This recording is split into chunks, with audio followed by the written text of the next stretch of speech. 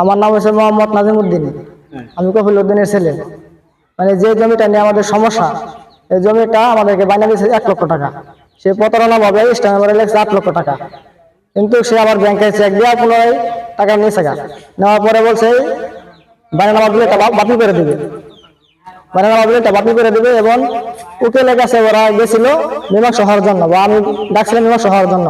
পরে উকিলে বলছে মানে স্ট্যাম্পে দিয়ে প্রতারণা করছো, লেখছো 8 লক্ষ টাকা, তিনি বুঝাই দিছো 1 লক্ষ টাকা, এটা প্রতারণা করছো। আবার উকিলে বলছে এটা সত্য না মিথ্যা। উকিলের কাছে ওরা জবানবন্দি দিছে এটা সত্য, আমি 1 লক্ষ টাকা বাইরে নিছি, 1 লক্ষ টাকা ফেরত নিছি।